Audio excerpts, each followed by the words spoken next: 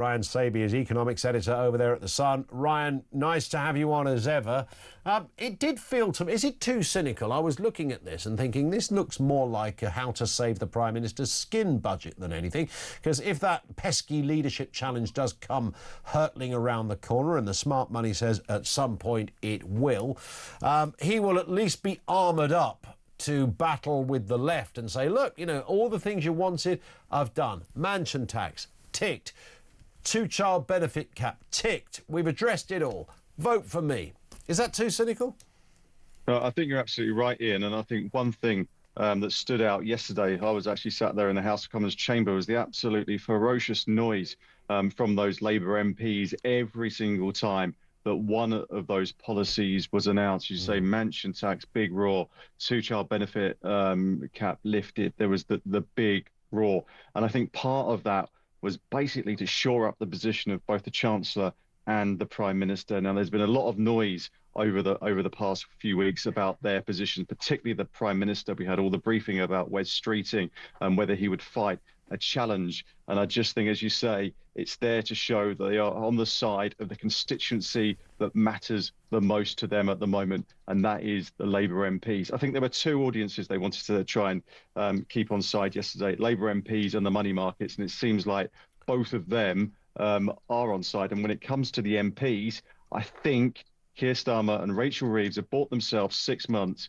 that will take them to those May elections. Yeah, I think you're right. And it's interesting because there's, you know, certain policies, as you rightly say, that divide between money markets and who aren't, you know, perturbed by, you know, little announcements that might be seen as vanity projects or, you know, the odd manifesto, mansion tax, etc. They're interested in big numbers and overarching numbers and headroom and all that kind of stuff. Just explain a little more about that, Ryan, because, you know, I think many people would kind of assume that, you know, a Labour government have a precarious relationship with finances, certainly towards the end of their times in office, it seems. What is it that Rachel Reeves did that perked up those that are, you know, potentially in charge of lots of accounts and money and the entire markets that surround it? I think one of the things that she had to try and do over, yesterday was trying to reassure those people in the city that the money that she had promised to bring in would actually add up.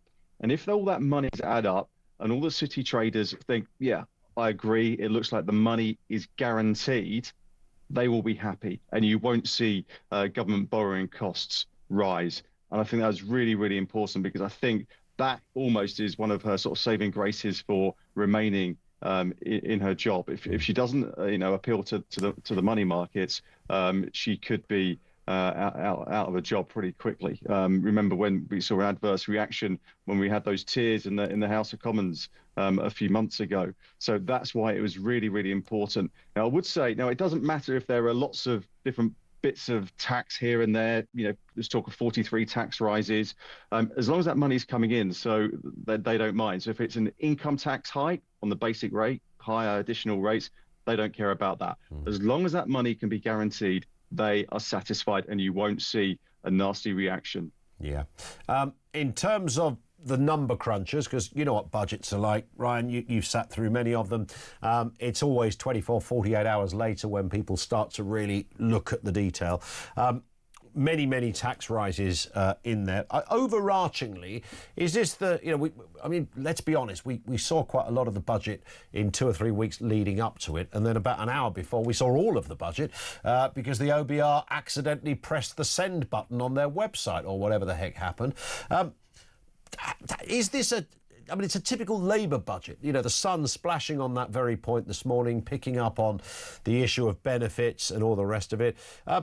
I suppose, they are a Labour government. You could be generous to them and say, well, you know what? That's what a Labour government are meant to do. Yeah, this is what they do. If it moves, they tax it. And that's what you had yesterday. You had 43 tax rises across the board. It was, mansion taxes, milkshakes. It was all there. And I think Rachel Reeves had to do that. She had to make sure. The one thing that she wanted to do was increase that financial buffer. She got that up to about £22 billion. The thing is about that is the plan is that she won't have to come back again next year and ask for even more tax rises. But how does it affect the everyday person? Well, there's lots of analysis out, lots of think tanks, these organisations around Westminster who crunch the numbers.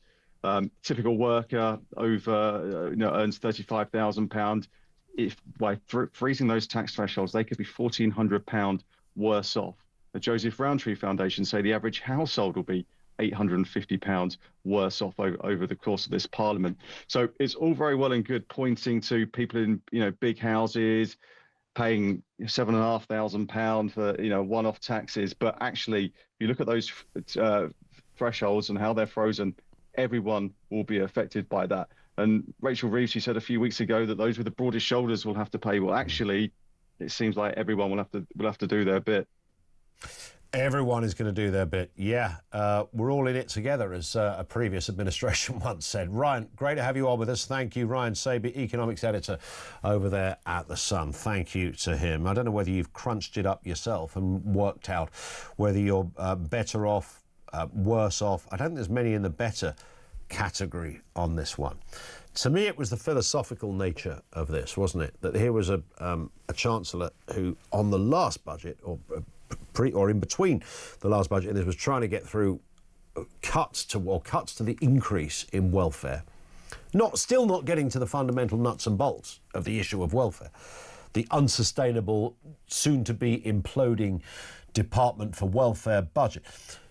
It wasn't really this was about just stopping the rate that it was rising, and she couldn't get that through. They had to renege on that because the backbenchers, discombobulated, said, no, it's a terrible thing to do. You can't do anything like this because that sounds evil, and only the Tories are evil, and we're Labour supporters, and we're socialists, and therefore we're nicer people. That's a fact in their rather strange bubble-like world.